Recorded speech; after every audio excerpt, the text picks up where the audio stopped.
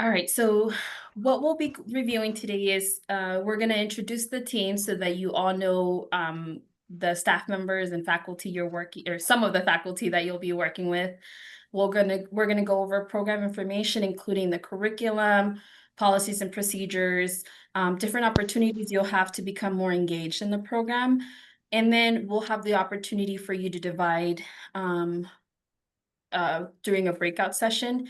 If you're a fully online student, this reminds me, if it would help if by your name, you can rename yourself to include online. That way it's easy for us to identify if you're a fully online student. So again, if you're a hybrid student, you can keep it as is. If you're a fully online student, change your name to include that you're an online student. And then of course, we'll have a general Q&A.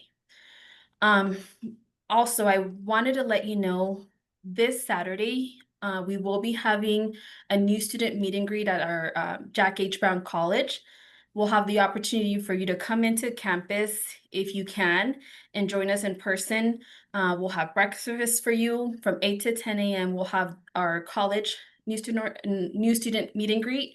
And then right after that, the entire university is also hosting a new student orientation for all our grad students. They'll go over more high-level policies, procedures of the university, and resources that the university may have. You probably already received an invitation to those events happening this Saturday as well. I just wanted to remind you in case you were interested in attending. Feel free to email me directly if you didn't RSVP and you're still interested in attending, either in person or you can also join online. We'll have the meet and greet stream on Zoom as well, so you can join on Zoom as well. All right, with that being said, we'll go ahead and introduce the team. Dr. Ying, would you like to start? Yeah, sure. Hi, everyone. This is Taewon Yang. I'm MBA director, at the same time, chair of accounting and finance. First of all, I would like to welcome you to our great MBA program. We are very excited to have you join our community of scholars and future professionals. These orientations mark the beginning of your journey. We are here to support your success in every step. So whenever you need us, let us know. Thank you. Thank you so much. Thank you, Dr. Yang. I'll go next, Jessica. I'm DeLorne West. I'm the MBA program advisor. So I'll be meeting, I think, with pretty much all of you as you go through your journey at CSUSB to complete your MBA program. Great, thank you. And we also have in our team Amanda Yates Gonzalez. She couldn't join us today, and she typically works behind the scenes anyway, so you might not be working with her directly. She's our administrative support coordinator. Like I said, she typically works behind the scenes and helps us with the administrative coordination at the MBA office. Also, Pamela Abel, who's our career services specialist. In the future, you might be working with her, for example, for the portfolio component of the program, or she's also a career services specialist. So she might be a good resource for you to help with resume, cover letter building. So again, you'll eventually meet with her. And then again, my name is Jessica. I'm the recruitment and student engagement coordinator. I've probably spoken with most of you regarding your admissions process. I typically work with students in the initial part of the program with the admissions process. And once you start the program, you might not hear from me as often. However, I also help with student engagement. So with several events or resources happening within our college, I might be inviting you to those events. Jolene, do you want to go next? Yeah, I'm Jolene Redvale, and I'm a program specialist, and I work specifically with the online students. I'm here to help you navigate your academic journey, stay on top of registration and payments, and make the most of your time with us. So I think of myself as being here to support your success. So let's have a great year.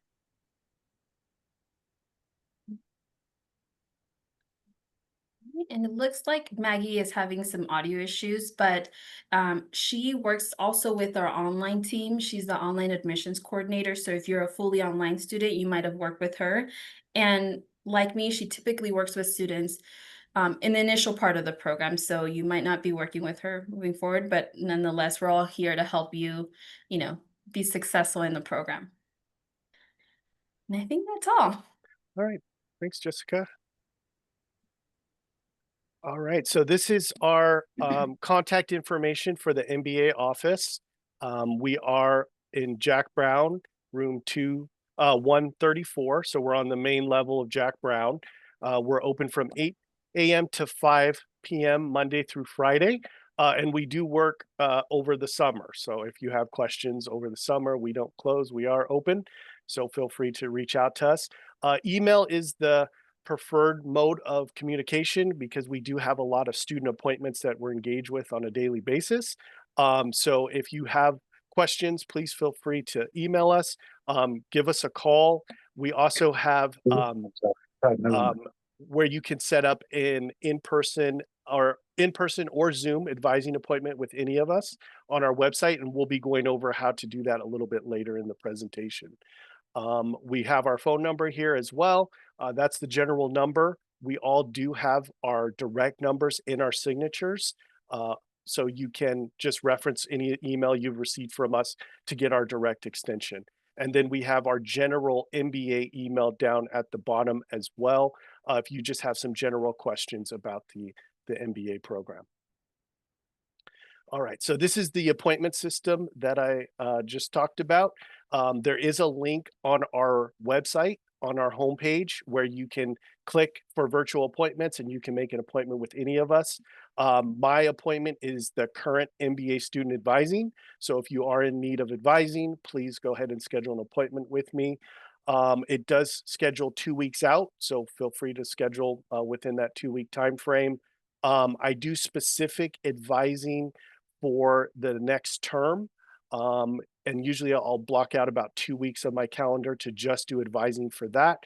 So you'll receive an invitation from me if you need advising for the upcoming term to pick out your classes or if you have any questions as well. All right, this is our website, which you can access. The web address is down here at the bottom, which is just csusb.edu/MBA. We have deadlines for you. We have appointment scheduling. We have some forms that you may need over the course of your program. We have some course information as well as general program information. And then we have information about the JHBC department because we are under the umbrella of the JHBC Graduate Programs Office. So you will see that title over our office if you ever visit us, but we are also serving the MBA program as well. And then we have events posted on our website. So if you're interested in what our upcoming events are available, what passport events are available, and Jessica will be going over the passport program a little bit later in the presentation. These are our social media, as well as apps that you can download for the university. So if you haven't downloaded these are going to be useful over the course of your academic journey. So there's My Coyote, you can access that from the app. There's an app for the gym. For our international students, there's a CSUSB app as well. There's a campus app if you need to find out what building your classes are in, which classroom. You can use the map app to locate those. There's also a Zoom apps. Some of the professors do conduct virtual classes, so you'll want to make sure you have access to that if you don't have access to a computer. And then your Gmail, your student Gmail. We do communicate with you through your student email.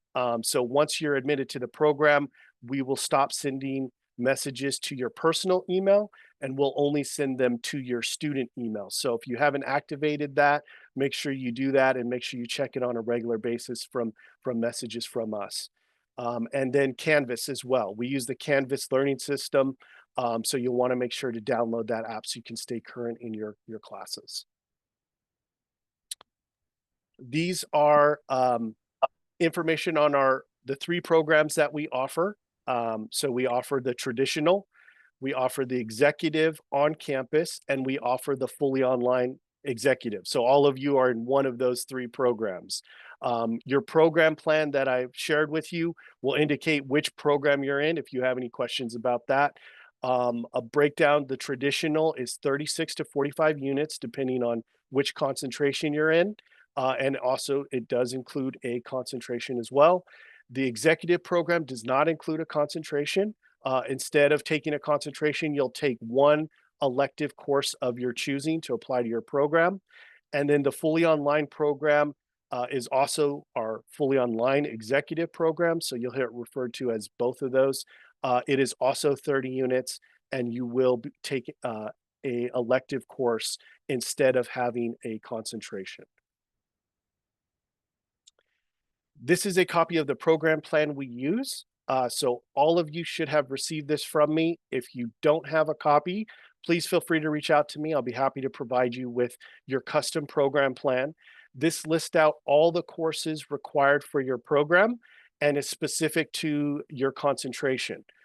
So this will be your roadmap, your reference as you go through the program.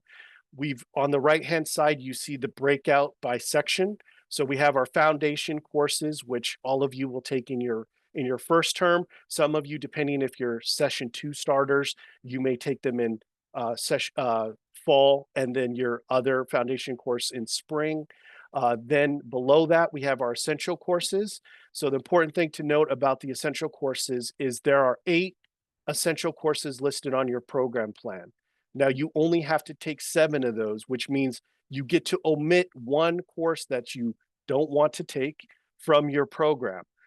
If you know which class you don't want to take, usually that's something I'll ask you when I meet with you for the first time, and I will indicate that on your program plan as the class that's being omitted, so that when we meet in future advising sessions, we won't consider that class as something you will be taking. For the online program, we assign you your class, your semester, and your year for all your classes up front. So before you even begin the program, we assign those to you based on the schedule for the online program. So if you have not responded to my email asking you in advance which course you want to omit, which I need to create your custom program plan, please respond to that email so I can create that custom program plan for you. For the on-campus students, we don't assign you classes up front. After your first term, you will actually self-register for classes. So you get to pick out which classes you want to take and in which order. Feel free to schedule an advising appointment with me when it's time for you to register, and I'll be happy to help you pick out classes. And then last but not least, we have the accumulating courses, which are up top. So all of you will take the MBA portfolio. The majority of you will take the MBA comprehensive exam. And depending on how many students opt in to take the accumulating project, we may be offering that in the term that you're scheduled to take your accumulating courses. To offer the project course, we have to have a minimum amount of students. So depending on how many students we have taking the comp exam, I will reach out to the students that have registered for the comp exam and ask how many would like to switch over. And if we get enough to switch over to offer the project course, then we'll offer both. We'll offer the comp exam and we'll offer the project course. If we don't have enough students, then all the students will just end up taking the comp exam. We have information about the 2 accumulating courses on our website, including all the details for the comp exam. So if you have any questions, please reference our website under the current student tab. And then last but not least, the focus areas, if you see those on the program plan, those are for our traditional students where you will be taking a concentration. Those list out your focus courses. And I'll be going over that more when we do the breakout.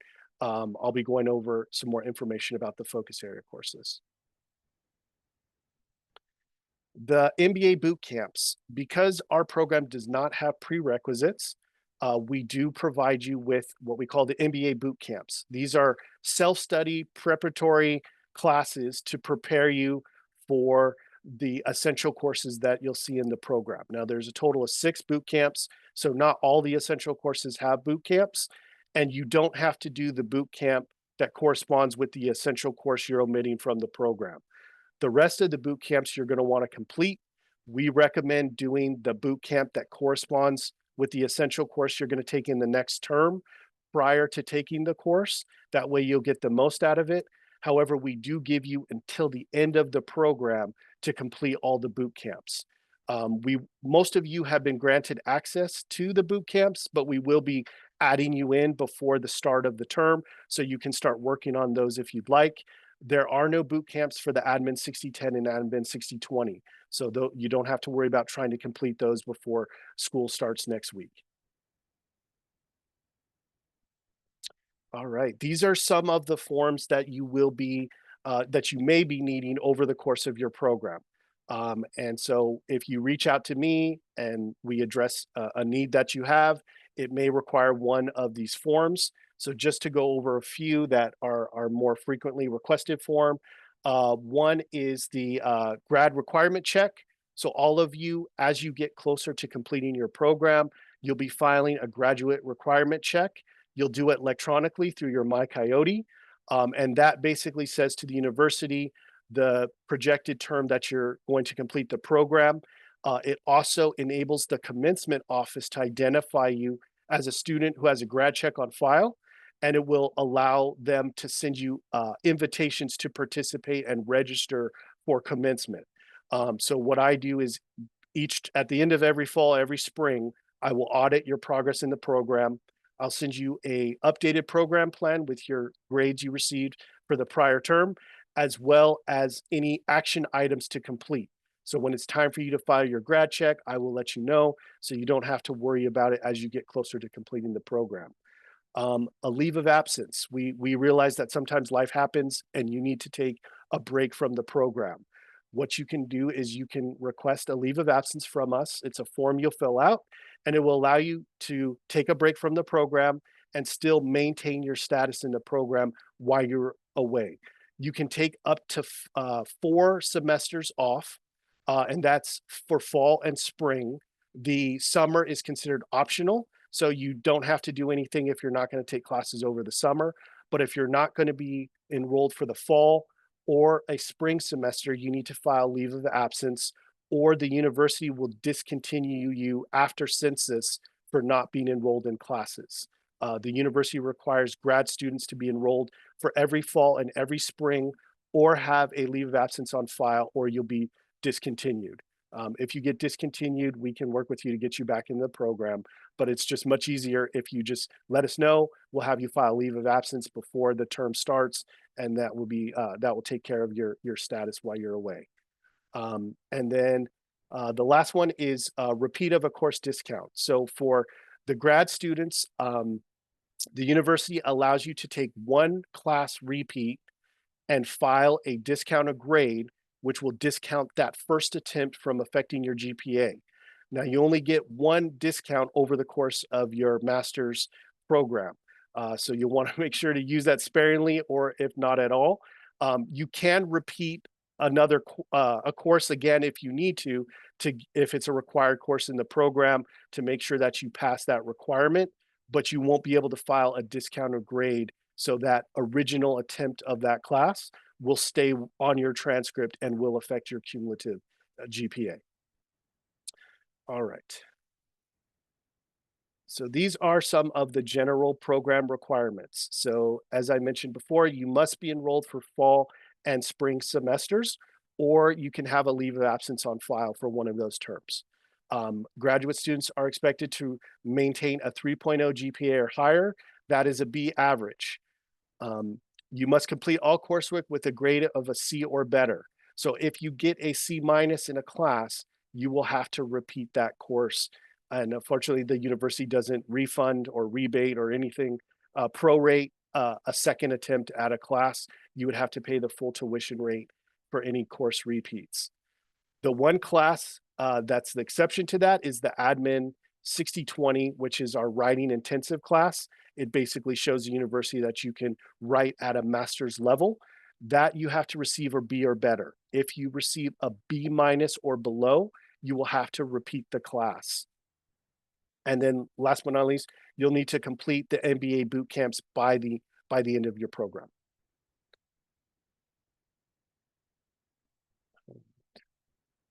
And I think you're up, Jessica. Right. Thank you. We also wanted to share some important university departments that you might have to contact. For example, our Office of the Registrar, they're in charge of records. They probably evaluated your transcripts. If you needed transcripts from us, they would be the office that you'd contact. They're located in University Hall. You can call them as well, but in case you needed to contact, or, if you're on campus, their location's University Hall 171. We also have a designated office or financial aid and scholarships. They're really the specialists in terms of financial aid, because none of us staff are trained in financial aid. We don't want to give you wrong information. So you'll want to go directly to them for financial aid questions or scholarship information. They're located in University Hall as well. Typically, all these departments are in the first floor, the main floor. They are accessible typically by phone, email. As you can imagine right now, because we're starting the semester in a couple days, it is a little bit harder to connect with them at this point. But if you ever needed to connect with them, regarding financial aid, they have their own department. If you're an MBA online student specifically, Jolene and Maggie will provide you your specific contact for financial aid, because there's a specific contact for you. Student Financial Services will oversee the payment information. You located in University Hall 35, so I think that's the basement. And their role is to talk about your balance if you have one. So they're not necessarily connected with financial aid, specifically about your balance in your account. So if you ever have questions about that. We also have a graduate studies office, different than us. Their role is typically guiding students in the admissions, processing your bachelor's, verifying your bachelor's, I should say, verifying your transcripts, your GPA. So you might not hear from them as often. If you needed to connect with them, they're located in College of Ed, or CE 356 on the 3rd floor. And if you are pending any official transcripts, if you see on your student portal that we're requesting official transcripts, they're actually going directly to graduate studies office. So you'll want to contact them directly. If you have questions, feel free to let me know. I'm happy to direct you as to who you should be going to. Now, if you're an international student that's here on a student visa, we do have our Center of of International Studies and Programs. They're located in the College of Extended and Global Education on the 3rd floor. And they'll be your contact if you have any foreign transcripts, or if you have questions about your visa or anything related to your international student status, they'll be your point of contact.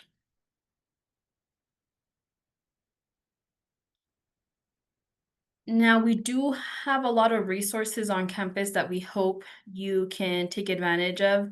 I know for those of you that are online, you might not be on campus as often, and actually there's some resources that are not automatically available. However, some of them are. The ones in asterisk are the ones that are not available for fully online students, because you're actually not paying the fees for these resources as well. But just to kind of summarize, we have our services for students with disabilities in case you have any accommodations that you need to document so that you can get those accommodations. We have our office that specializes in that. The Rec and Wellness Centers, that it's a gym that you're welcome to, is open to our students. The Counseling and Psychological Services Office, our Veteran Success Center, if you're a military student who will be using your benefits to help fund your degree, we would want you to connect with the Veteran Success Center. They're going to be a great resource.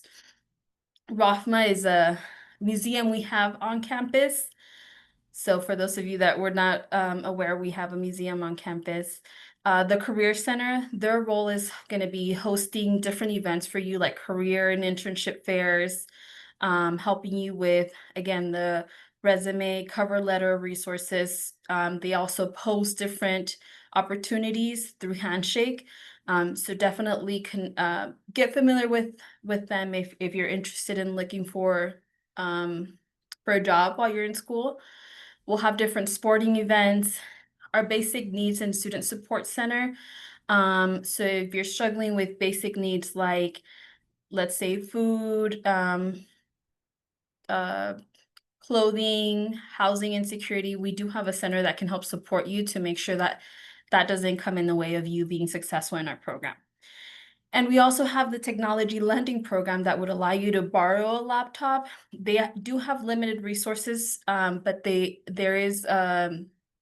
do have that option. If you're interested in that, let us know immediately so we can connect you with them, so that you can go through the process, because like I said, they don't have resources for every single student. They do have a limit of how much they can lend to our students. So you want to come in, since it's first come, first serve, you'll want to come in early, so that you can guarantee if you need, for example, the laptop.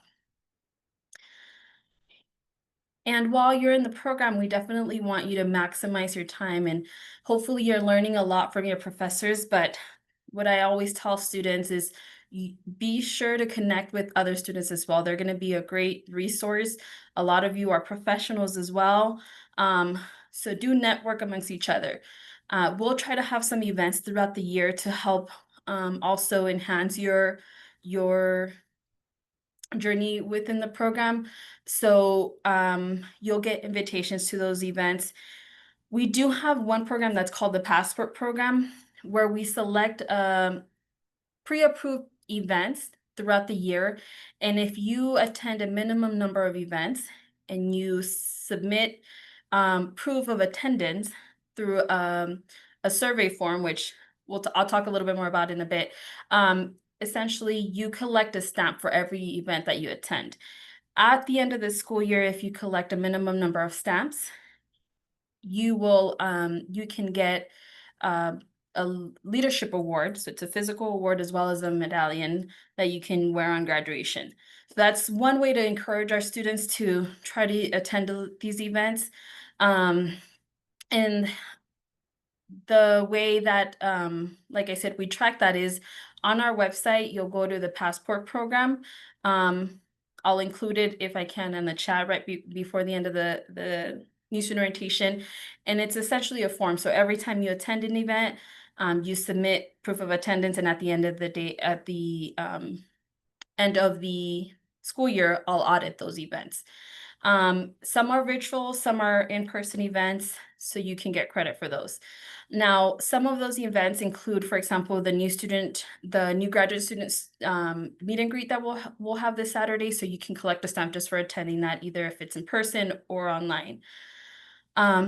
Early in the year, I think it's the first week of September, our Jack H. Brown College will also host a resource fair where we invite different parties to showcase the resources that we have available for you. Again, that's another way for you to get familiar with those resources, and you can also get credit for attending that resource fair.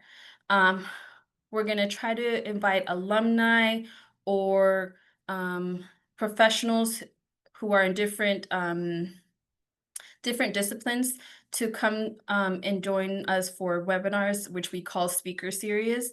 One example is we're trying to invite faculty to talk about what the process looks like to become a professor if you were interested in. So stay tuned for that. Hopefully we'll have a couple of those throughout the year, and some of those might be virtual as well. We have an alumni student mixer every year. It typically happens around early February. And what that entails is we invite alumni and students to come together, typically at a time that works for most of us. But next year in February, it might be on campus. stay tuned for that. But the intention is for alumni and students to come together to network. And speaking of networking, we do have our Coyote network, which is like our version of LinkedIn.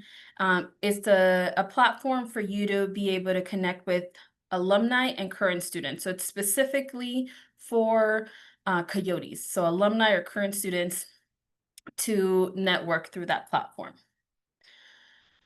We also have the Jack H. Brown College Honors Program. So this is recognition once you graduate for those grad students who receive a 3.8 GPA. Correct me if I'm wrong, DeLauren, but if you received a 3.8 GPA or higher, you'll receive an honors directly from our department. So it won't say it in your diploma, but you'll get that recognition and cord that you could wear on graduation day. DeLauren, did you want to add something? Yeah, it's a 3.9. That's right, 3.9.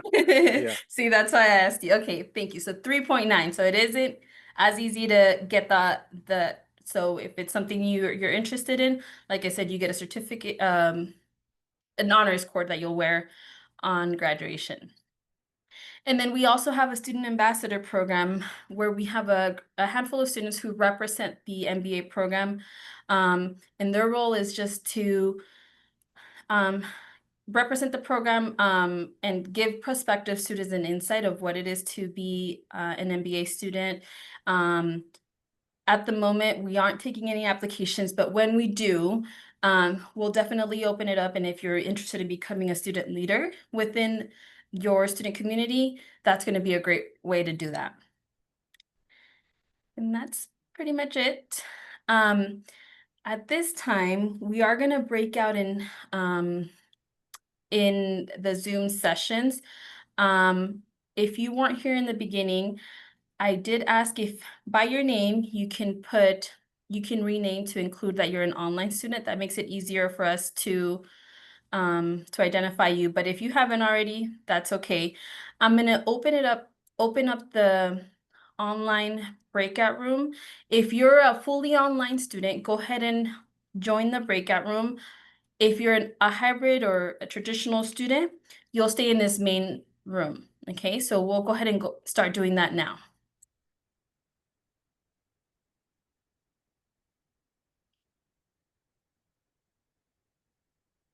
And if you're not able to join, let me know. I can assign you myself.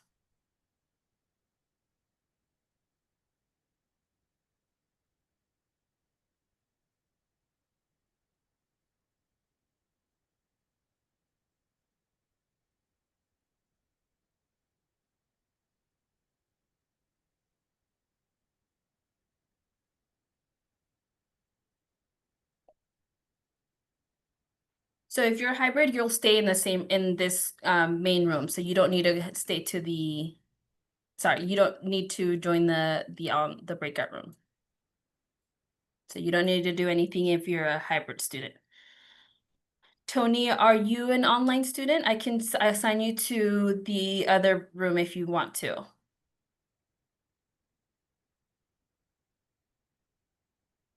Okay, I'll send you over then. Virginia, are you online as well?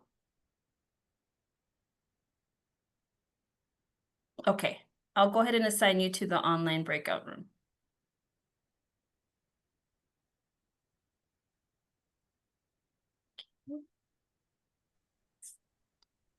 Adrian, are you looking to join the online room? Yes, it kicked me out when I was trying.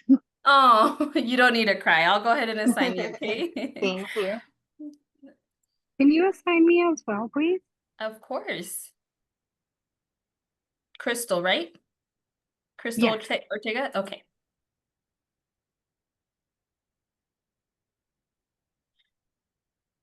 Okay, this might be all of us. Does anyone else need to be reassigned?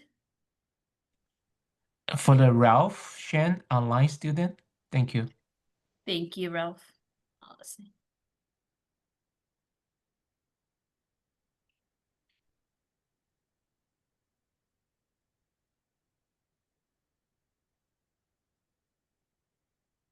see.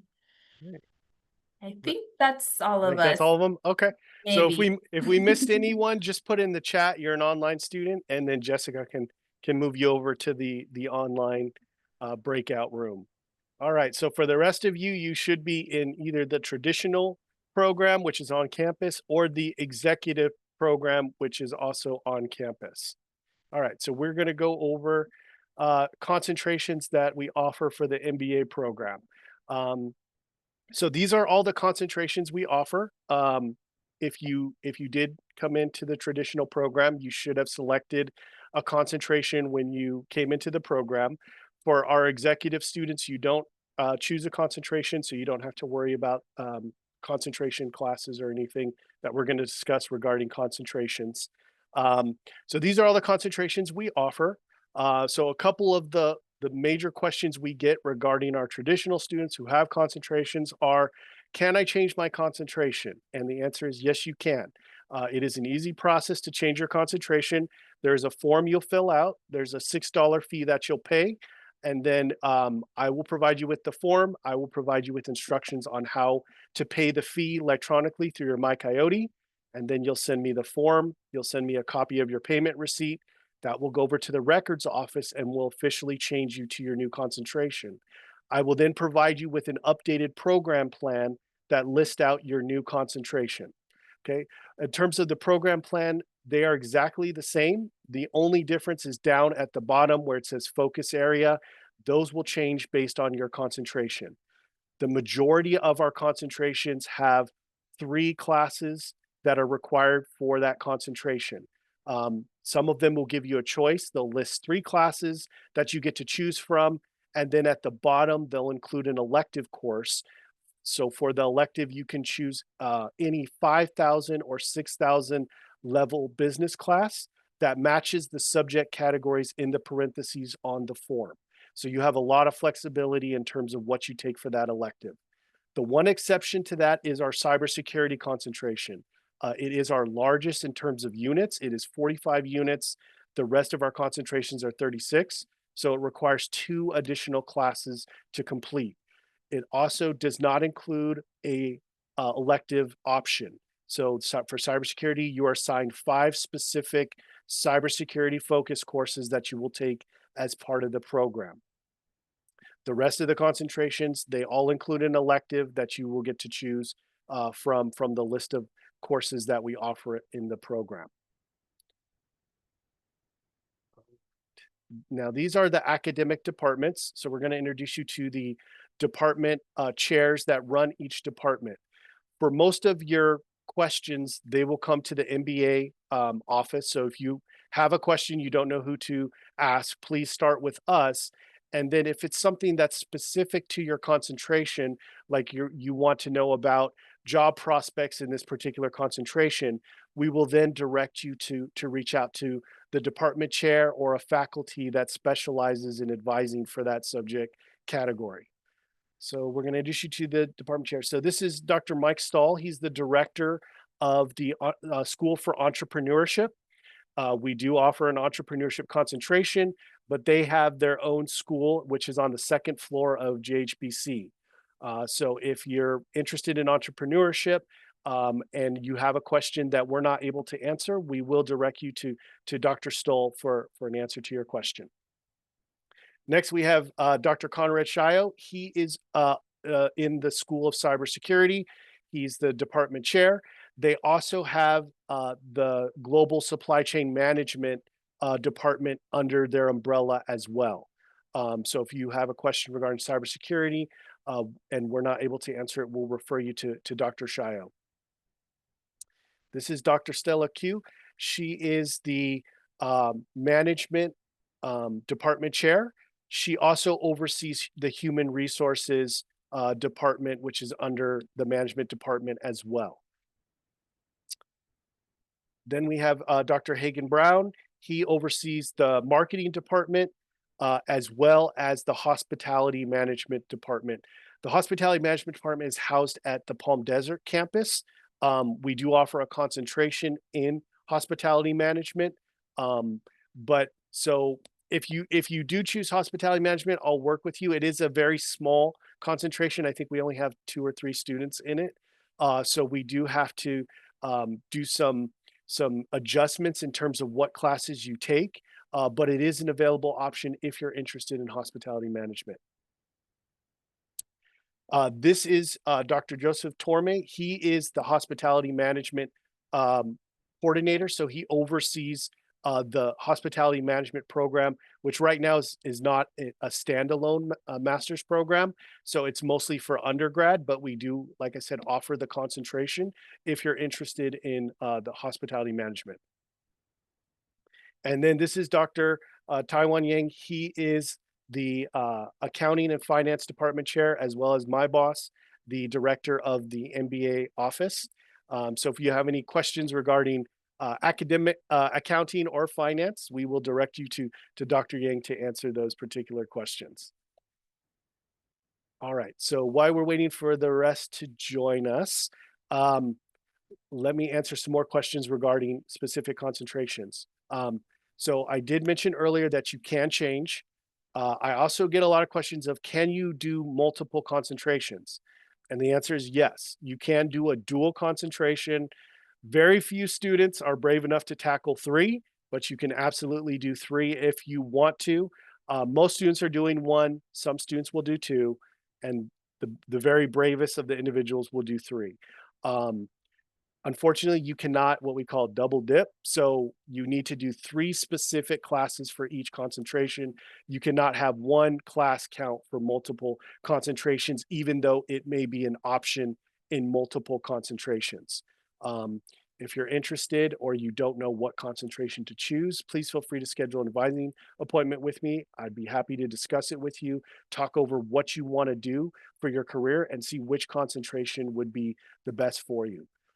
We are going to be launching a data analytics concentration in spring of 2026 that will become available to all of our existing students, both traditional and if you're in the executive and you want to switch over to the data analytics concentration or any of the other concentrations, you absolutely can.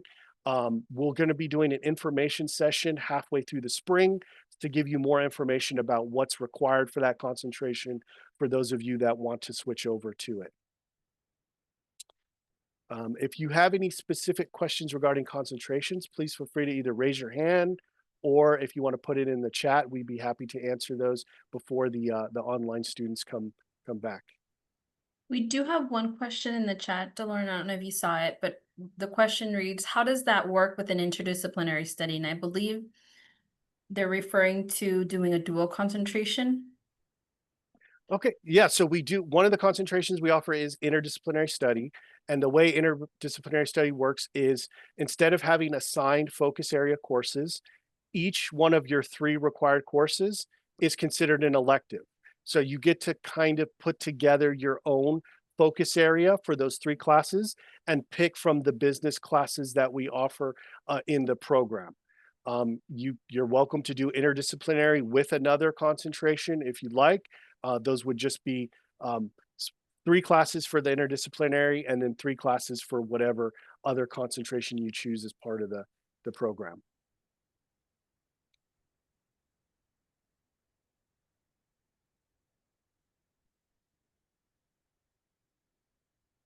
One other question that often comes up with students is, if I'm thinking about changing, how soon should I change my concentration? So if you're thinking about it, I suggest changing before your 3rd semester in the program. And of course, that depends on how many classes you're taking.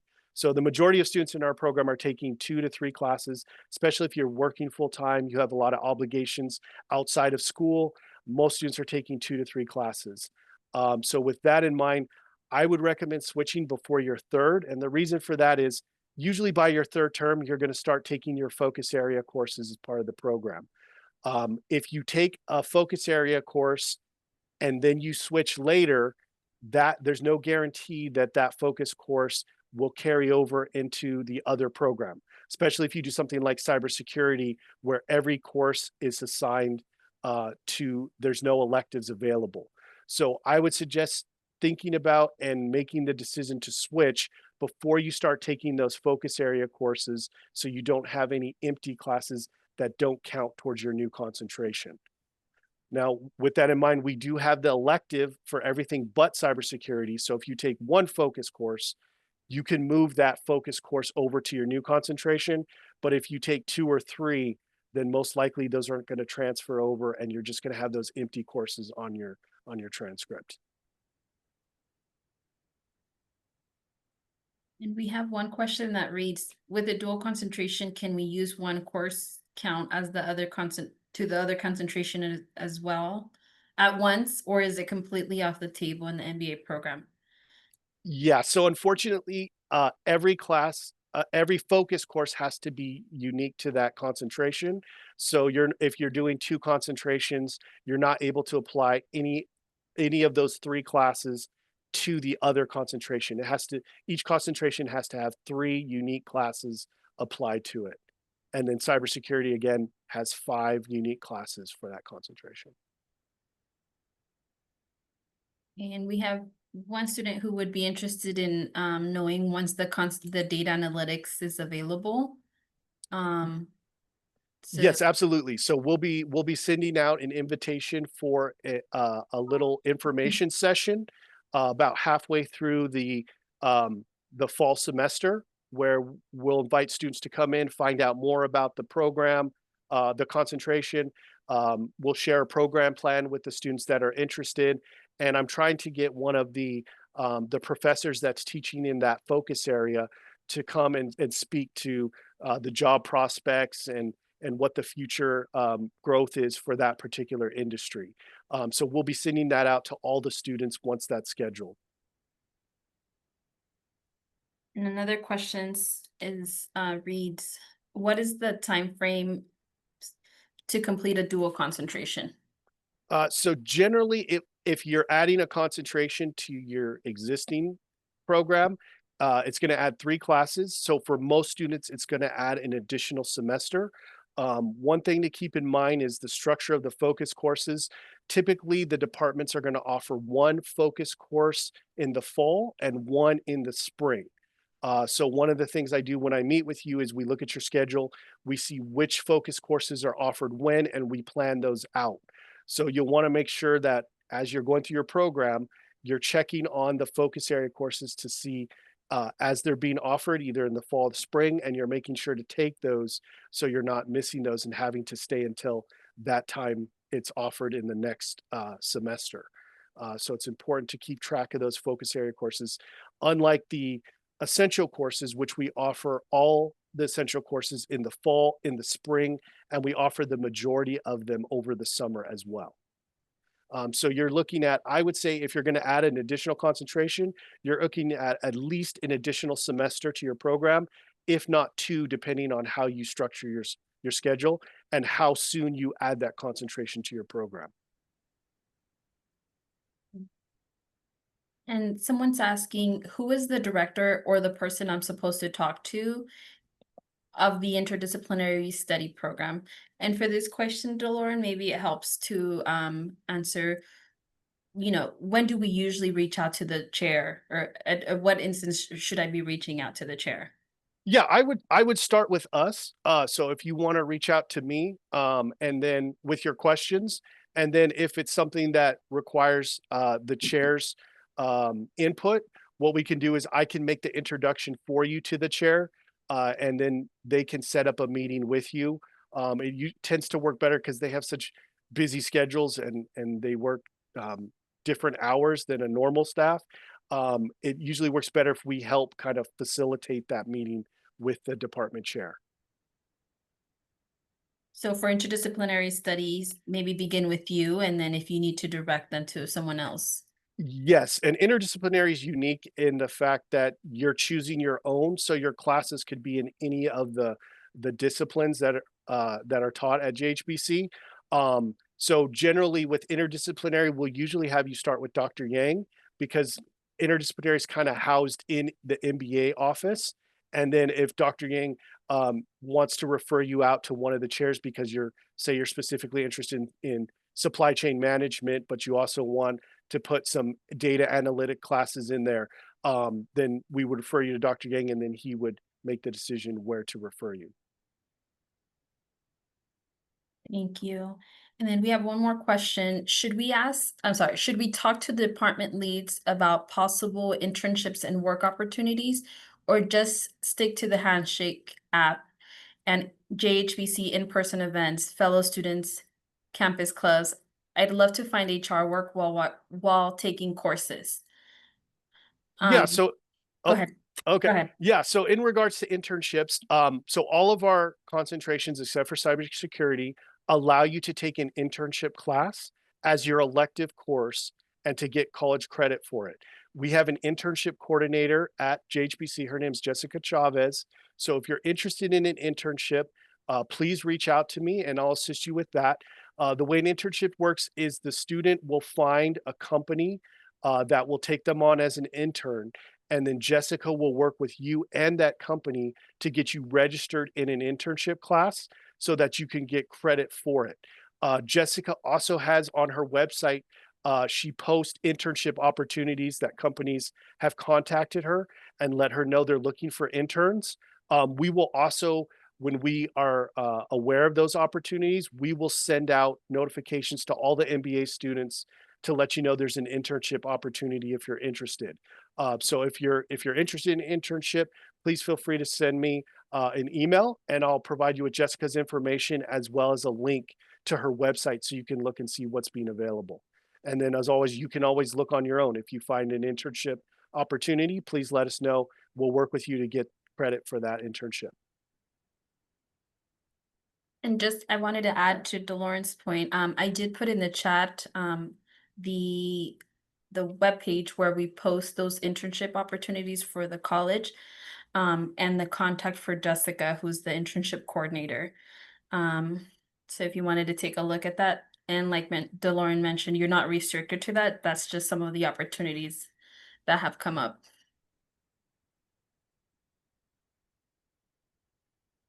And it looks like we finished just on time because I think the online team is going to join us back. Any other? We'll open up for general questions in a little bit too.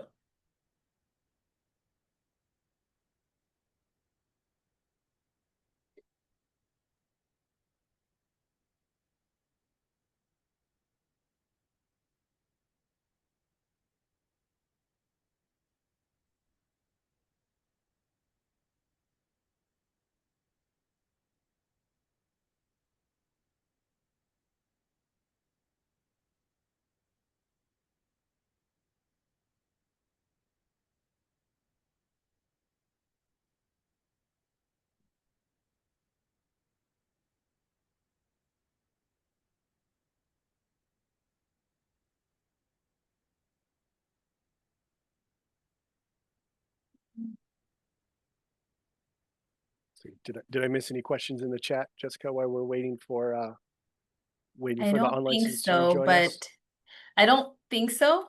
Did I Okay. miss anyone? Okay, if we did, go ahead and just hold that question and we'll open up for Q&A. I think we have 2 more slides and then we'll go into Q&A, and then that'll be it for the night.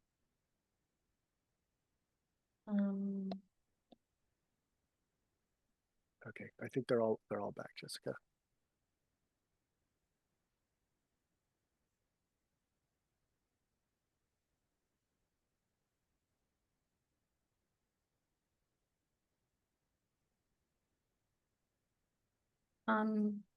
Someone's asking about the bootcamp, but we'll address it because this applies to everyone, DeLauren.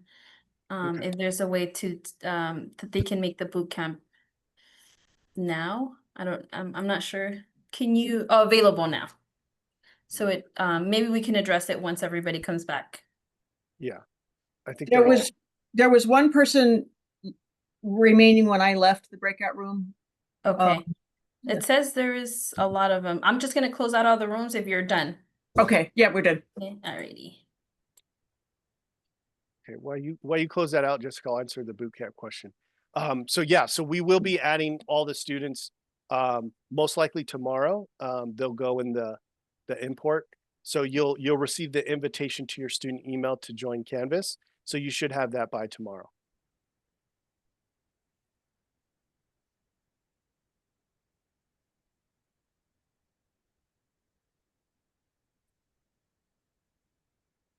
I don't see anyone else in the breakout room. I think we're all back. So we'll go ahead and finish up. So we'll have a little bit more time for questions, but I did want to let you all know that we are on social media. If you happen to be on Facebook, on LinkedIn, on Instagram, we are on these platforms, so you can follow us, send us a friend request. We post information not just about for future students, but also different events, opportunities. So if you don't already follow us on these platforms, please do. We're transitioning from MBA platforms to graduate programs, so you'll find us as JHBC grad programs or JHBC graduate programs, depending on the platform. We are on YouTube as well, still as MBA CSUSB, and we will be posting a recording of today's orientation via YouTube. So if you want that link, feel free to reach out to me and I'll be happy to provide it. We'll try to have it ready by tomorrow. And then hopefully we can disperse it to you if you wanted a recording. And if you wanted to set up a one-on-one appointment with us, we're happy to do so. You can scan the QR code that's on the screen now, and that'll lead you directly to our virtual appointments page. At this point, more than likely, you'll be connecting with DeLauren if you were looking for advising appointments. But again, we're all happy to help. We'll post our contact information or our email at least in the chat, so that if you wanted to ask a simple question, we're happy to address that too. You can either call us or email us or schedule the appointment via the QR code. And I think at this point, can you go to the next slide, DeLauren? I think we'll just open it up for any questions, any general questions that you might have.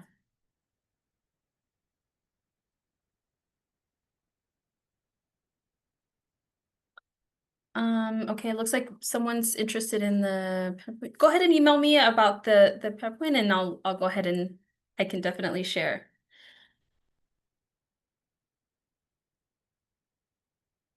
So one of the questions I'm seeing, and hopefully I'm not missing anything, but are there internship opportunities tied specifically to the entrepreneurial concentration? No. So all of our concentrations, except for cybersecurity, does have an internship option that you can take. You can do an internship, you can get registered in the internship class and get credit for it towards your MBA program, regardless of concentration, except for the cybersecurity. And if you're looking for internship opportunities specifically to that concentration, I don't know if that was your question. Did that answer your question, Christelle? Okay, perfect. I'll share it again in case you missed it. We did have a question about internships. Did you want to read I don't know if are you an online student? I think it might be a little bit different for internships for online students. Do you want to elaborate on that, DeLauren? Yeah, so if you are a fully online student, you can still do an internship as your elective requirement. The fully online executive program does have an elective class requirement as well. So please, if you're interested in internship, please reach out to us. As we mentioned before, we do have a coordinator for internships at JHBC. Her name is Jessica Chavez, and she will assist you with getting registered in a 3-unit internship class so you can get credit for your internship. And we did put a list of some of the internship opportunities. You're not limited to that, but just if you wanted to see some of the opportunities we post in our website, it's in the chat.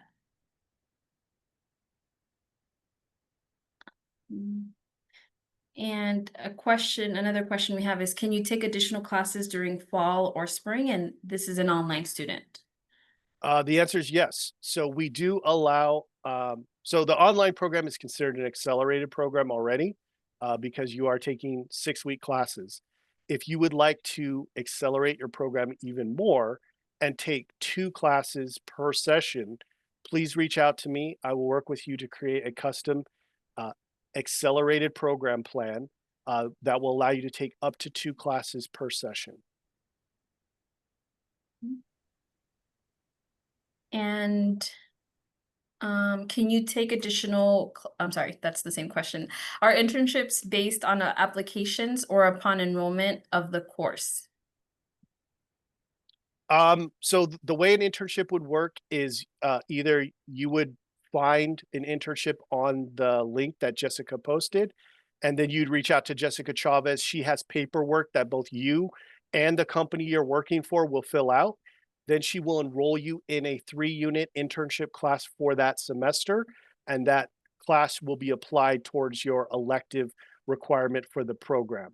Um, if you find a company that's willing to take you on as an intern, then once that happens, you'll reach out to Jessica.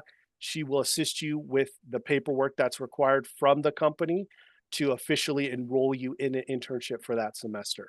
So you can either use one of Jessica's posted internships or you can find one on your own, and then Jessica will work with you to get you registered for that internship.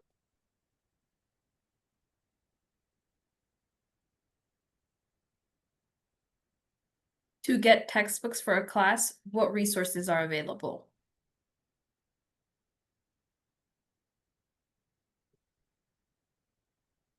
Do you have any feedback on that, DeLorean, about For textbook? Yeah, so Yes. so for our on-campus students under the class schedule, there's a link to the textbooks that are required or the materials that are required for that particular class. We do have a bookstore on campus that provides any printed materials as well as links to digital material. Most professors will provide you in their syllabus information on the materials that are required for their program. So once their information is posted in Canvas, you can access that and then purchase the materials that are suggested. Jolene, do you have any recommendations for the online students materials? Yeah, the textbooks are listed in this course syllabus, and they're primarily digital with immediate access. So once you see the syllabus, then you'll be able to see what textbooks you can, and they'll give you a link so you go directly to the publisher or whatever the source is. Some may not be digital, and in that case, they're commonly found in any online retailer.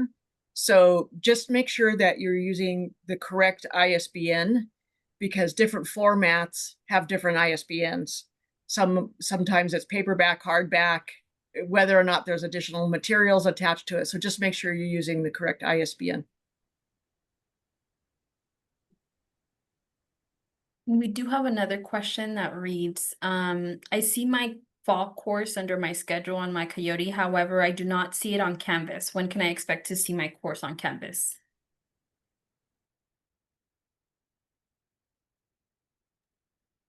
Did you want to take that one, Joey? I think it's for online student. Yeah, that will happen when the instructor publishes their course. And they're supposed to do it 5 days in advance. Sometimes it's more like 3 or 4 days in advance, but by the weekend, you should be able to see the content. You don't get any notification. You just have to keep checking Canvas. Yeah, and you can always, if it's past within that five days time frame and you're not seeing anything posted, please feel free to reach out to your professor. There is for the online students in the class schedule on CG's website, you can see all the instructors' names, and then you can just go into the directory. The directory for the campus is open. You don't need any passwords or anything to access it. And if you click on the instructor's name, you'll be able to access their, if they have an extension, not all professors have extensions, as well as their email. So please feel free to reach out to instructor and ask, when the material will be posted to Canvas.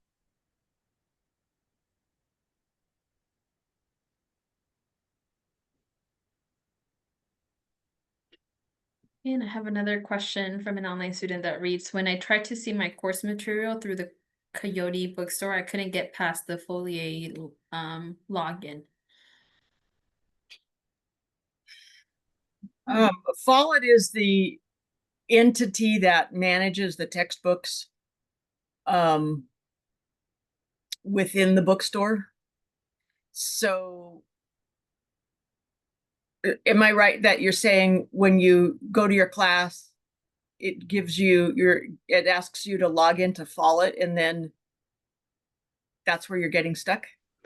Yes, so I got the email. It says your course from the bookstore. So it's a generated email through the bookstore. It says your course materials are ready. Log in now to see books to get or material or whatever. So I just clicked the link to take me to my course material. Then the Follett login page comes in, and it when I click on it, I get a verification code email. I put the verification code, and it just takes me back to through the same process. I'm sorry to know that you're experiencing that. That also was happening to me, just to interject. And then I noticed it was opening up a separate window and it took some time. So I don't know if maybe our cookies have to be disabled or something different. But then I noticed that no books were needed. So I don't know if it's because the no books are needed, it was having more issues. Did the email that said your books are available, did it name the class, including the number and the section? Can you recall? So the online classes are always section 70 or possibly 71.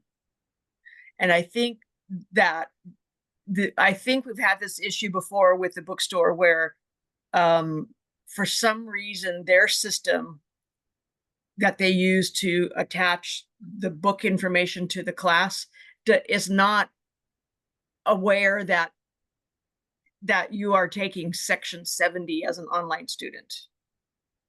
So I kind of think that it's not the right textbook for you. However, if either of you or anybody else who's experienced that would like to forward that email to me, then I would be happy to look into it, see if I can figure out, and I can contact the folks at the bookstore, not the people who answer the phone, but the people in charge of the textbooks, and see if we can figure that out. Yeah, I see the email, and it's just a general email kind of. It says, as the official bookstore, we have created a customized list of your required materials, and then the button of get your course materials now. And that's when it takes me to the Follett page and have those issues. Okay. So I think it's for the reason I just gave, although it might be kind of confusing. It's because the system doesn't recognize the different sections. But feel free to forward the email to me, and I'll look. I will, because that way I can, when I call the bookstore, I can say, this is what the email says. Okay, thank you. But still, I think what's going to happen is you're going to find your textbook in the syllabus. That's true for, face-to-face or on-campus students as well. It's going to be listed in the syllabus, but for online, that way it's digital, because they know that students don't come to campus, so they're not going to make it, require you to go to the bookstore.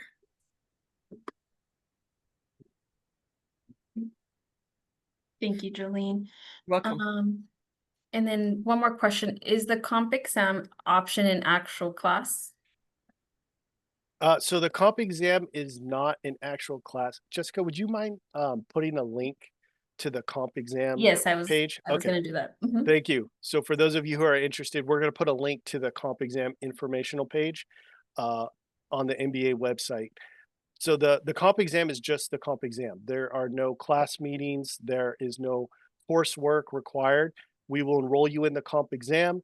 Depending on what term you're taking the comp exam, it's generally offered about halfway through the term.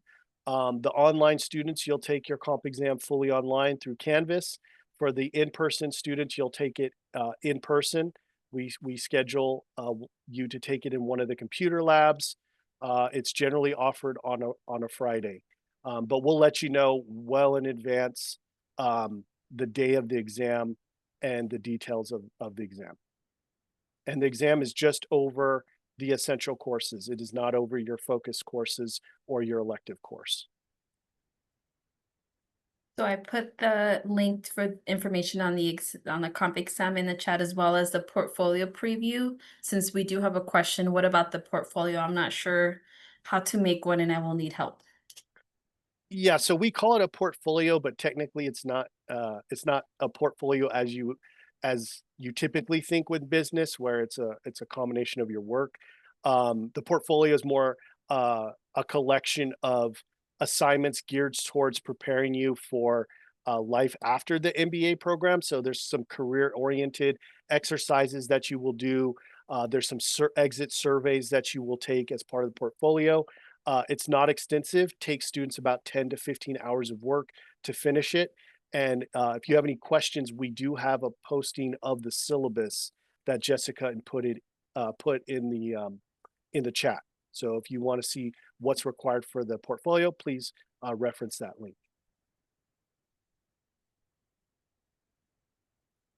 Great. I don't see any other questions in the chat. Does anyone else have any other questions before we let you go? Feel free to unmute yourself if you have any other questions. I have a quick question. Yeah. I'm not sure if this is a virtual appointment question, but I know for me at least, for my foundation courses, it's 2 classes, Admin 6010 and Admin 6020. But when I go to my course class schedule, a third class appears on there, which is Admin 9992 as graduate classified. Is that a class, or do I have to drop it, or I wasn't too sure exactly what that was.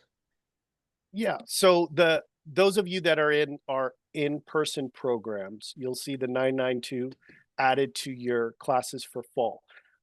We lock down our classes so students outside the MBA program are not able to take MBA classes. So what that is a designation that you're an MBA student in our program, and will allow you to self-register for classes. If you want to take a third class in the first term, feel free to do so. But for most of you, you'll take just the 6010 and 6020, and then you'll start taking classes of your own choosing based on your program plan for the next term. So you'll be able to self-register for our classes starting next term. Okay, got it. Perfect. That question reminded me of one little thing for online students.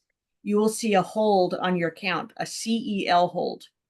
That is just there to make sure that you are registered in the correct classes, and so that we can make sure that you're making the progress that you need to do. There's no negative anything about it, but it also prevents you from self-registering in the wrong classes.